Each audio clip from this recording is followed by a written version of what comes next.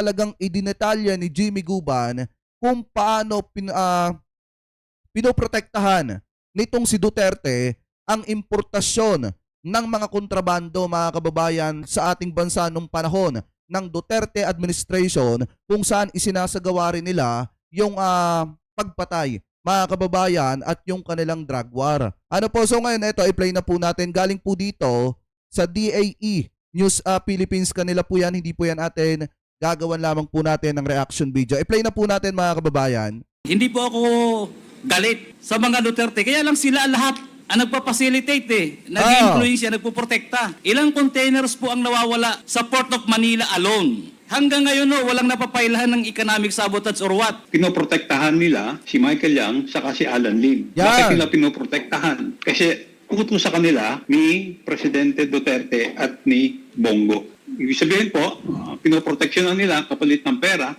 If that can be not exactly totally eliminated, strictly implemented, Your Honors, I'm sure aangat po ang Pilipinas at gagandang ekonomiya. Kaso ang nabangga natin napakataas. Presidente ng Pilipinas.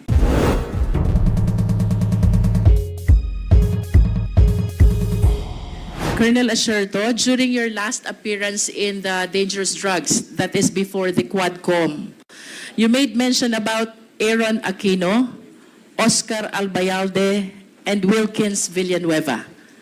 Briefly, Colonel Asierto, what is the significance of the participation of these three personalities? Why you mention them in your testimony?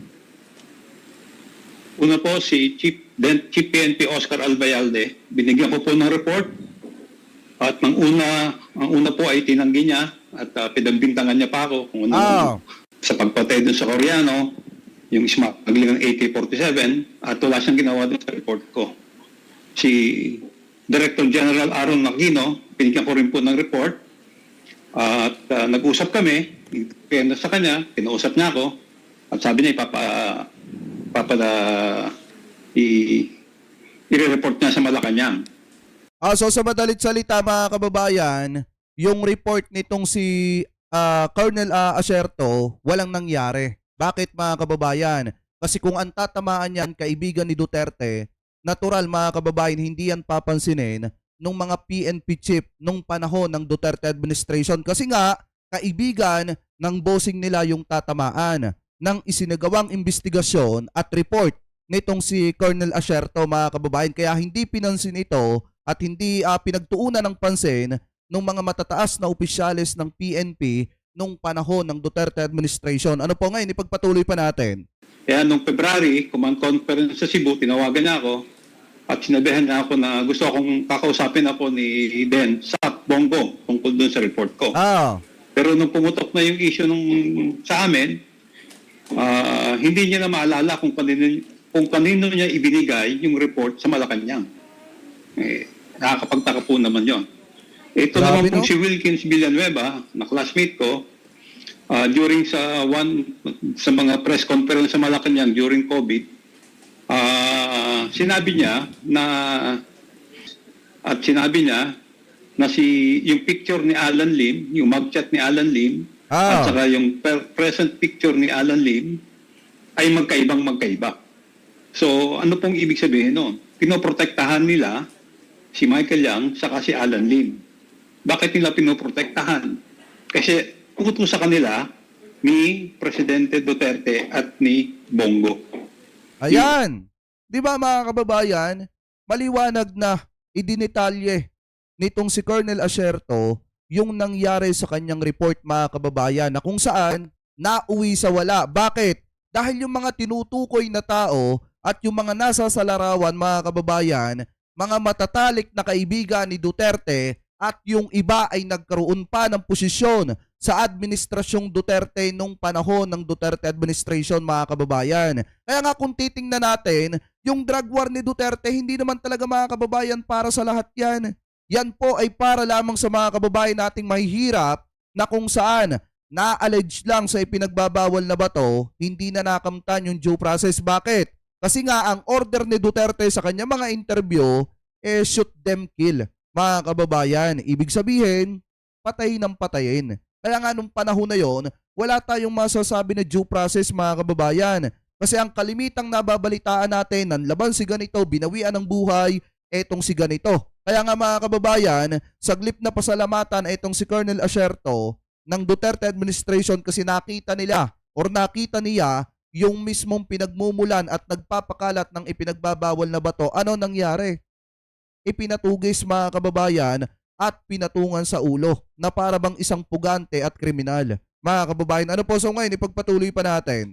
Po yung pinaka, ano, On the same hearing, Colonel Asierto, you also mentioned panagutin sa kasalanan si Senator Bongo, Yan. si Senator Bato de la Rosa, at si former President Rodrigo Roa Duterte. Can you please enlighten us? Dapat naman nga talaga, dapat panagutin si Bongo at si Bato de la Rosa at etong si Digong. At asahan nyo na bukas mga kababayan, meron na namang banat yang si Bato de la Rosa dito po sa mga naging pahayag ni Colonel Asierto. Expected na natin yan na pasisinungalingan na naman ni Bato de la Rosa etong mga sinasabi dito ni Colonel Asierto. Kasi unang-una mga kababayan, isa si Bato de la Rosa sa pinakamaiipit dito at etong si Bongo kasi sila yung tinutukoy dito. Ano po? So ngayon, ipagpatuloy pa natin. What is the reason behind this articulation of yours? kasi po sa akin pong palagay sa nangyari sa amin, namatay ang aking si retired Master Sergeant Liwanag at hanggang ngayon missing pa si Captain Lito Perote na sila ang may kagagawan. At Grabe, no? At yung kanilang war on drug ay peke. Cover up lang yon. Yan! Yung pinapatay, yung maliliit, pero yung mga malalaking drug personalities, katulad ni Michael Yang at Alan Lim, ay pinotektahan nila. Ayan! Kita nyo, maliwanag na. Kaya nga kawawa yung mga kababayan nating pobre na katulad natin nung panahon ng Duterte administration, naging sacrificial para lamang para mapagtakpan mga kababayan yung bilyon-bilyong pumapasok na ipinagbabawal na bato dito sa ating bansa. At para mapagtakpan yung mga kaibigan nitong si Duterte at yung mga kaalyado nitong si Duterte na di umano sangkot dun sa bilyon-bilyong halaga ng ipinagbabawal na bato na yon, na katulad nitong si Michael Yang at saka nitong si Alan Lim.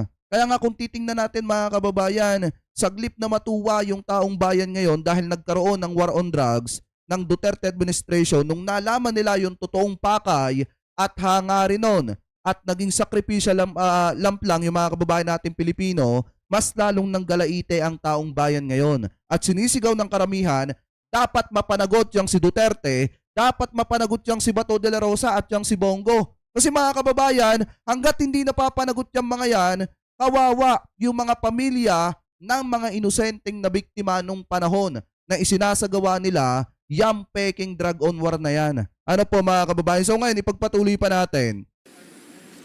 Sa tingin niyo po, Colonel Asierto, what is the reason behind your allegation of cover-up? Ang pinapatay lang ay maliliit at yung malalaking drug lord like Alan Lim and Michael Yang ay pinoprotektahan nila. Ano po ang dahilan? Kasi po nakapatong sila Yan! Nakapatong sila sa binabayaran sila ng sindikato Tingnan nyo lang po yung nagkinagawa ng investigasyon sa Quad. Ngayon po, hindi lang po illegal drugs Lumapad pa ho ang kanilang galamay Meron ng pogo, Tama! meron ng mga acquisition ng land. Dapat po ito pag-aralan mabuti ng National Security Council sa At saka tingnan nyo mabuti mga kababayan hindi lang pag sinabi kasing droga, hindi lang pangalan ni Michael Yang yung pumapasok, at kapag ka sinabing Michael Yang, hindi lang kasi droga yung pumapasok mga kababayan na naging negosyo niya dito sa ating bansa. Nauugnay din po siya mga kababayan sa paglaganap ng pogo ng panahon ni Duterte. Ibig sabihin mga kababayan, nung naging presidente itong si Duterte at nakilala niya itong si Michael Yang mga kababayan, malaki ang ibinabaya di umano ni Michael Yang dito kay Duterte nalagay para di umano protektahan siya. Kasi biruin nyo lahat tumutugma kay Michael Yang Pag binanggit nyo yung pogo, isa si Michael Yang sa pinatutukuyan. Pag binanggit nyo naman yung bilyon-bilyon na halaga ng ipinagbabawal na bato, isa si Michael Yang, mga kababayan, sa tinutukoy din. So ibig sabihin, nakinabang si Duterte dito at nakikinabang si Michael Yang dito kay Duterte. Mga kababayan, ano po? So ipagpatuloy pa natin. Anika. Baka ito po ay merong koneksyon sa nangyayari sa West Philippine Sea. Yan, isa pa Ito yan. po ang sindikato ng Yun pong ginamit niyong term is pumapatong? Tama ho ba? Opo, pinotektahan kasi nila eh. Ano po bang, can you please enlighten us? Pag sinabi niyo ho bang pumapatong po sila dito sa drugs, ano hong ibig sabihin ng pumapatong? Ibig sabihin po, pinoproteksyonan nila kapalit ng pera. Yon. So, what you wanted to tell us is, these people are protector of the drug lords? Yun ho ba yun? Opo, yun po ang pinaka Grabe, simple no? Last question, Colonel Asierto. Ngayon pong kaharap nyo si Jimmy Guban via Zoom. And admittedly, sinasabi niyang inimplicate niya kayo to save his life and the lives of his families. But apparently, dahil sa testimonya niyang yon, nasira din ang buhay ninyo. How do you feel now? Hindi ho ba kayo nagagalit kay Jimmy Guban? Unang-una po, talaga po hindi na kami nakapag-usap ni Jimmy Guban. Yan. Hindi ko pa siya nakakausap at ako po ay nagpapasalamat sa kanya dahil sinabi niya yung totoo kung ano talaga nangyari. At wala po akong galit sa kanya dahil alam ko naman pareho kaming biktima. Tama. But Yun of lang, course, you tumigil siya. realize, Colonel Asierto, if not for the testimony of Jimmy Guban, hindi ka magkakakaso, hindi ka magkaka-warrant of arrest. Kayo po ba'y na-convict dun sa kasong iyon?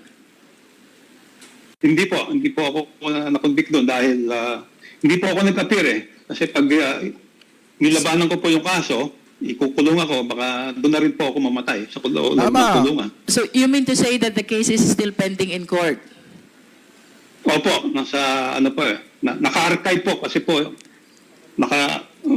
nagkaroon na po ng desisyon yung kaso ni Jimmy. So, yung sa akin po na-archive. Given the fact, Colonel Asierto, na si Jimmy Guban ay pinilit lamang para huwag masangkot at huwag mabanggit yung pangalan ng mga ni Michael Yang, ni Pulong at saka ni Man Scarpio. I hope you realize also na dahil sa testimony ni Jimmy Guban, nagtatago kayo ngayon. At ilang taon na nga ho kayo nagtatago?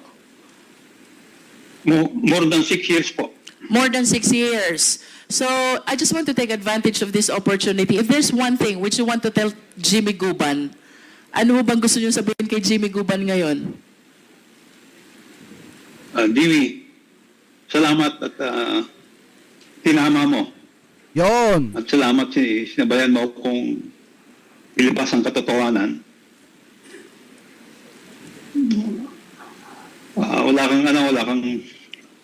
Wala akong galit sa'yo. Siguro tampo lang. Pero wala na yon.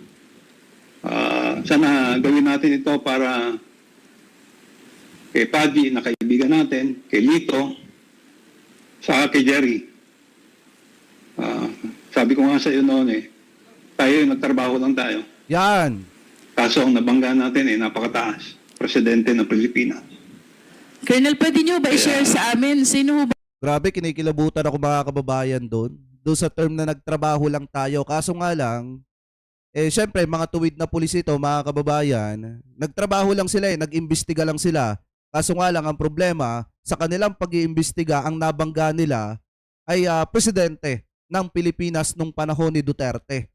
At hindi lang basta presidente kung hindi mismo yung mga tao, yun yung lumabas sa investigasyon nila, yung mga taong kumokontrol at nagbibigay ng lagay at kaibigan ng presidente mismo. Kaya nga kung titingnan natin, mga kababayan, kung ikaw yung nasa kalagayan nitong si Asierto, talagang magtatago ka din. Kasi wala kang pwedeng pagkatiwalaan at kampihan. Dahil nga ang kalaban mo dito, presidente at kontrolado ang bansa noong mga panahon na yon. Kaya nga kung titingnan nyo, mga kababayan, hindi niya kasi pwedeng sisihin din si Jimmy Guban.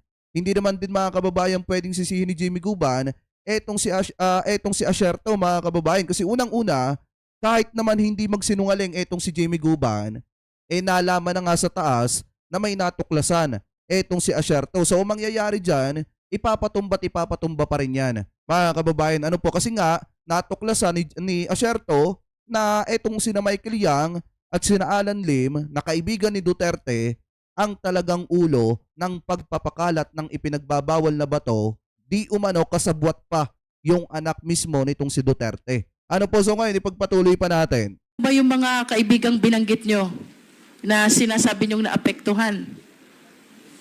Si Director Pajardo po ng PIDEA na namatay sa ibang bansa Ito pa yun. 2023, si retired Captain Lito Perote na dinukot po sa Metro Inn, Bacolod, hanggang ngayon po nawawala, hindi pa nakikita. At si retired Master Sergeant Jerry Liwanag na binaril at namatay po sa Bulacan. Grabe, no?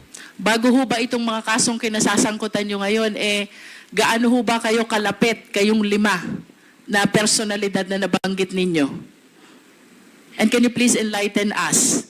Ano ho bang klaseng samahan mayroon kayong 5 na ngayon ay wala na yung 3 at kayong 2 na lang ni Jimmy Guban ang naririto? Si Jimmy po ay, siya po ang counterpart ko sa custom. Siya po, pag meron po akong trabaho sa custom na involve ang custom, siya po ang nakakausap ko. Sa kanya pa ako nagtitiwala pag custom issues. Sila, Director Pajardo, si Lito Perote, at si Jerry Liwanag ay matagal ko pong kasama sa PAOK pa po, magkakasama na kami, pero talagang nagsama kami dito sa HOT. Nag-start ng 2003. Grabe, So, no? para po silang pamilya sa akin eh. Kung wala po, kung baga ho ba yung accomplishment ko is hindi ko po magagawa kung wala sila. Ilang Wala taon si ho ba Pandi, kayong wala si Lito. Ilang taon ho ba kayo magkakasama sa trabaho? Itong mga nabanggit yung personalidad. Since 2003 po. 2003 until Until 2018 po nang mangyari itong mga 2003 until 2018 at kayo pong lahat ang trabaho ay tungkol sa investigation on drug operation. Tama po ba 'yon? Opo. Tama po. Tama po. And today, si Fajardo po ay namatay na. Tama po ba 'yon? Opo, namatay po sa sakit. Sa sakit. Mag-isa lang po siya Si Mag-isa lang po Perote, siya sa ibang bansa. si Perote po ay Dinukot po. dinukot and missing until now. Tapos, Opo. yun pong isang binanggit nyo pa, Si Jerry Liwanag po. nasan po si Jerry Liwanag? Patay na po. Binaril po ng 2 tao. Pinatay Grabe, din. no? At si Jimmy Guban, convicted. At kayo po, charged of a capital offense as well. Opo, nagtatago. This is really very challenging on the part of you 5, no? Na Ang daming nasirang buhay, mga kababayan, nung panahon ni Duterte. Kita nyo, saglip na itong mga ito, mga kababayan, pinapasalamatan kasi nagtrabaho lang eh. Ginawa lang yung kanilang tungkulin na sinumpaan. Mga kababayan, naging tuwid na pulis at hindi gumawa ng masama. Ngayon, mga kababayan, nasasan sila ngayon? Etong isa nagtatago. Eto namang isa, mga kababayan, nakakulong. Ngayon, kung titingnan po nating mabuti, ito yung mga halimbawa ng mga taong nasira ang buhay dahil sa pagiging sakim at ganid, mga kababayan, nitong mga taong itong inabuso ang kanilang kapangyarihan. Etong kaampo nitong sina Duterte, etong sina Michael Yang, etong sina Alan Lim, at etong sina Digong, mga kababayan. Kaya nga dapat sila yung naandyan dyan sa ganyang klase ng sitwasyon. Bakit? Dahil inabuso nila yung kanilang kapangyarihan at di umano'y pumera lang sila ng pumera nung panahon na sila pa ang nasa kapangyarihan, mga kababayan. Kaya etong mga taong ito ngayon ang nagdudusa. Ano po, so ngayon ipagpatuloy pa natin. dati kayo magkakasama sa trabaho at mukhang lahat hindi maganda ang naging pinatunguhan ninyo. But anyway, Mr. Chair, I want to proceed to Jimmy Guban. Few questions only. There are allegations, Mr. Guban, Ah, that there are different schemes in the Bureau of Custom on how to facilitate the release of contraband, illegal containers. Yes, Your Honor. Can you please enlighten us on that? Your Honor, about the importation, meron pong regular importation at saka wala ba akong sounds? Wait nga lang. Hindi, meron naman. Meron naman. para po sa madaling salita, ang BOC po ay merong RMO, Risk Management Office. At meron din pong selectivity, may green lane, 3 po yun.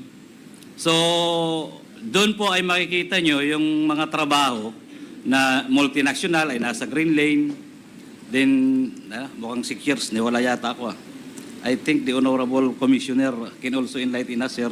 The former Commissioner of the Bureau So of from your Customs. perspective, But, Mr. Your Honor, Guban, from your perspective, being somebody who worked for so long a time in the Bureau of Custom, para makita po natin yung diferensya ng mga schemes na binabanggit ninyo, you first mentioned about selectivity, you Ah. also mentioned about the green.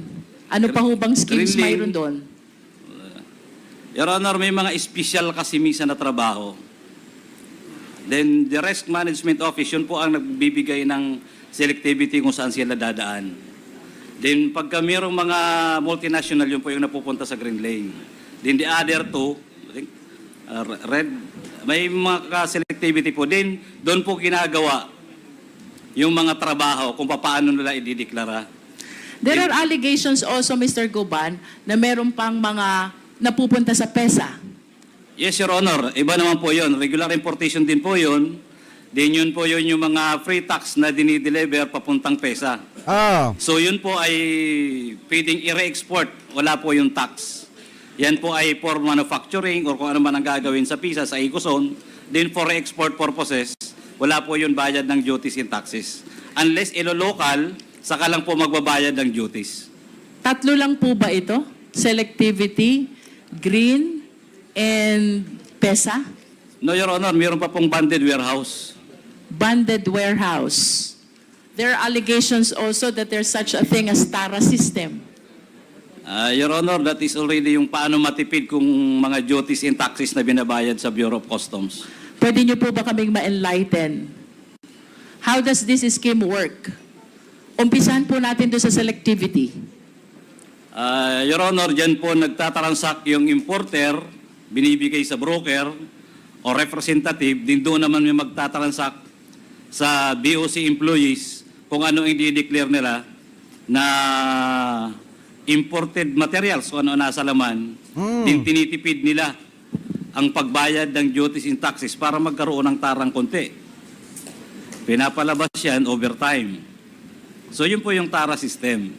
Pag sinabi niyo pong selectivity, ibig sabihin hindi po i-declare lahat. Hindi po, naililipat po yung imbis na dapat doon sa red, napupunta sa grain, multinational. So, nagiging iba na ngayon, ang proseso niyan, mabilis. Sometimes yung iba, mga wala ng duties and taxes dahil papuntang PESA, papuntang banded warehouse.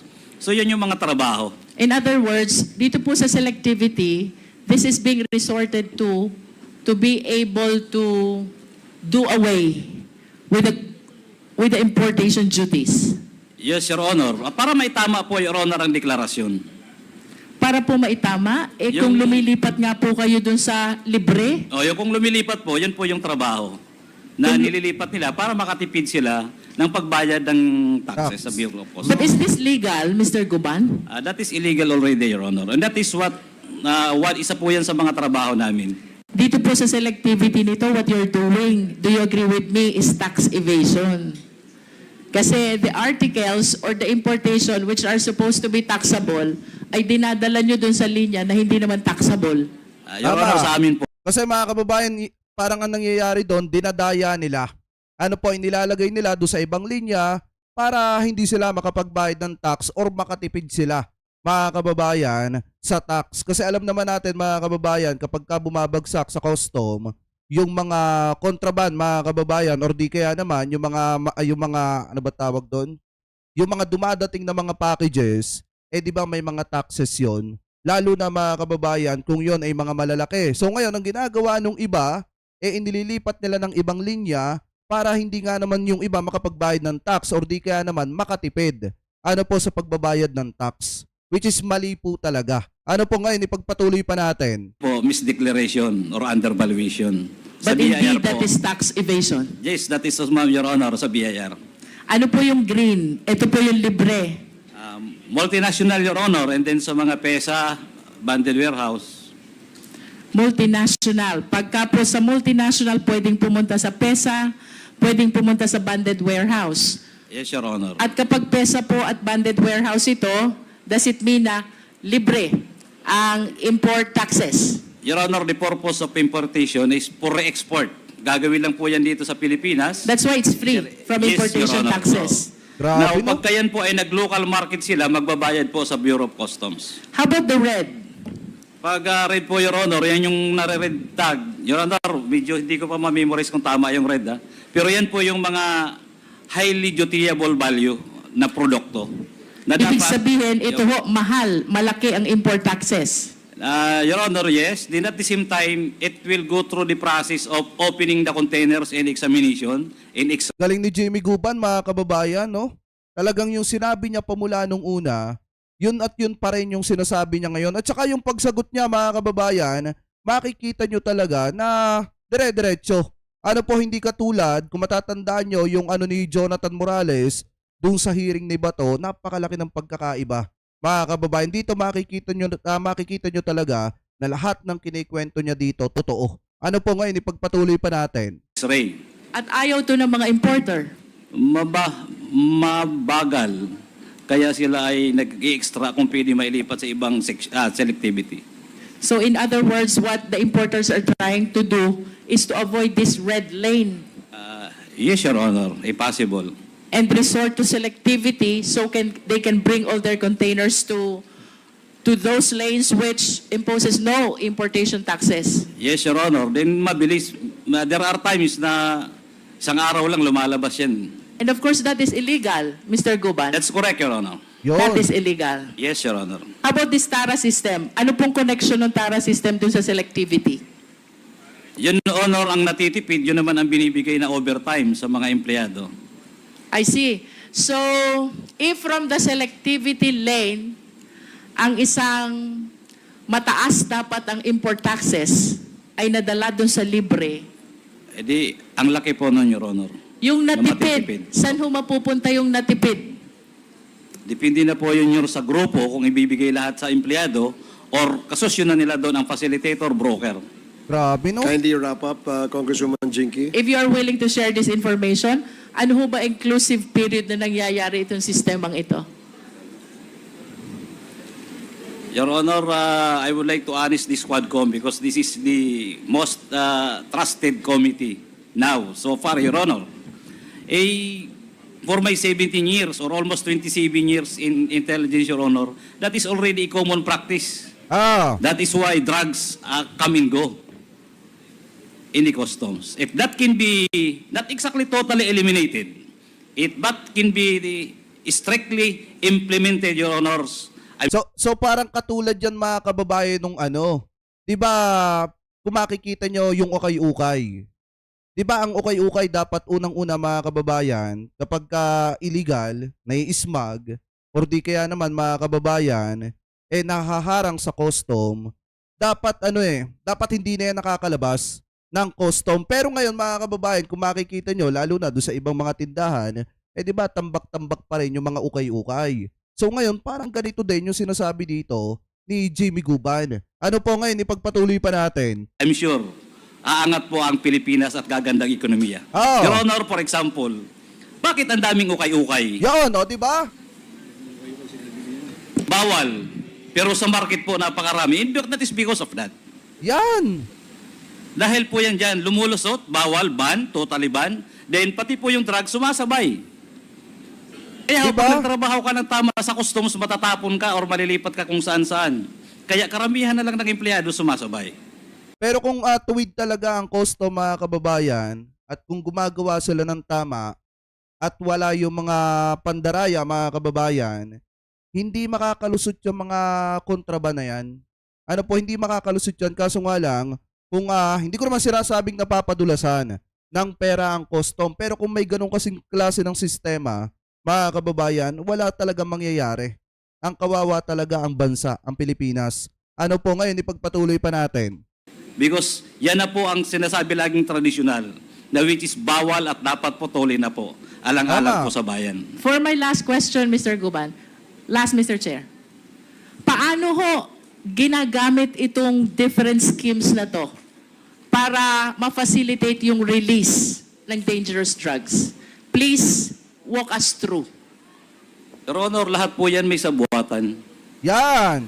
Kaya minsan mahirap hanapin dahil kung merong top secret ang NICA, ang intelligence offices, mas top secret sa customs, Your Honor. Mas uso ang sabing tawag doon ay bukulan. Pag hindi mo yan nalaman, because 2-3 lang minsan na nakakaalam, pindot lang sa computer, lumalabas. As it is, again, Your Honor, marami pong nawawalang, the Honorable Chairman, marami pong nawawalang containers na until now. Yan! Doon sa una ko pong statement, ay nawawala. Again, hindi po ako galit sa mga Duterte. Kaya lang sila lahat ang nagpa-facilitate nag-i-influensya, nagpo-protekta. Ilang containers po ang nawawala sa Port of Manila alone Yan! during the time ni Collector Austria. Hanggang ngayon, walang napapailahan ng economic sabotage or what? Libre. Sa Eto, parang ang sinasabi dito mga kababayan, etong mga Duterte ang protector ng mga importasyon mga kababayan. Ano po, importasyon. Tapos sila yung tagapangasiwa mga kababayan. Parang ganun yung sinasabi dito ni Jimmy Guban. Ano po ngayon, ipagpatuloy pa natin. Guluan Port.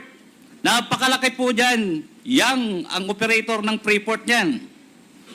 Ilan pong dumadaan yan ang intelligence report? Ini-import, dadalhin doon. After doon, ibabalik.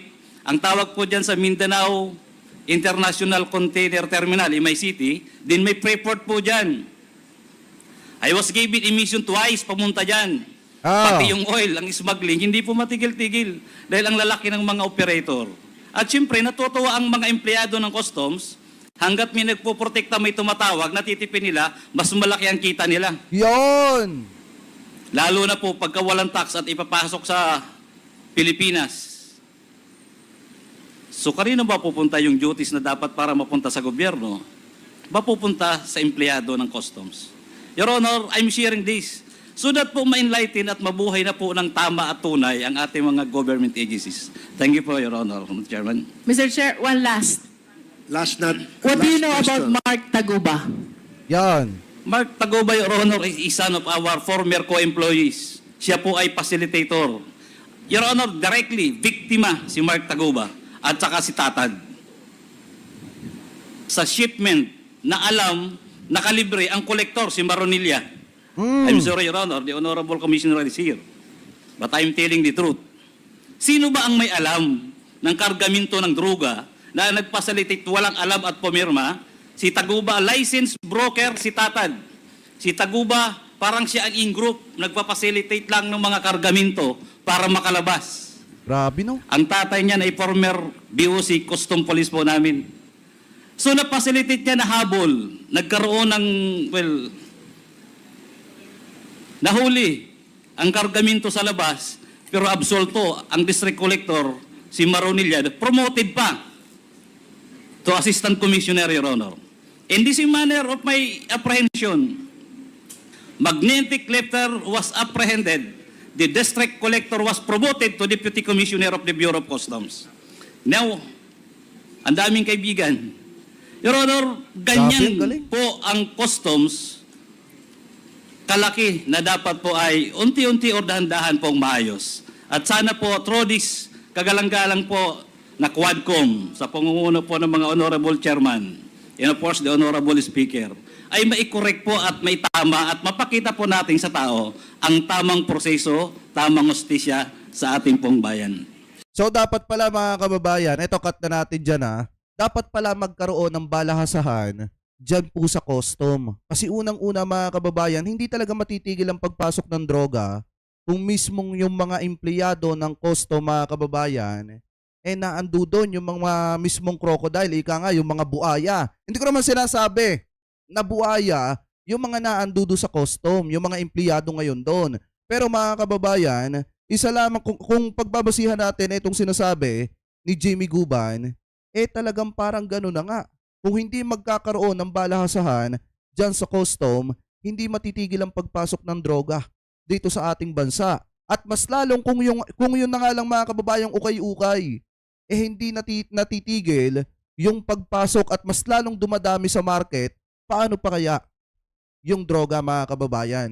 Kaya nga kung titingnan natin, since sinabi naman din dito ni Jimmy Guban at parang pinapalabas niya dito na ang protector mga kababayan ng mga importasyon ay etong mga Duterte. So means nung panahon ng mga Duterte mas lalong dumami yung droga. Ang nakita lang kasi natin, nalibang tayo mga kababayan. Sinilaw tayo dun sa war on drugs ng Duterte administration. Yun yung ginamit nila na pansilaw sa taong bayan para mapagtakpan yung pagpasok ng bilyon-bilyong halaga ng ipinagbabawal na bato.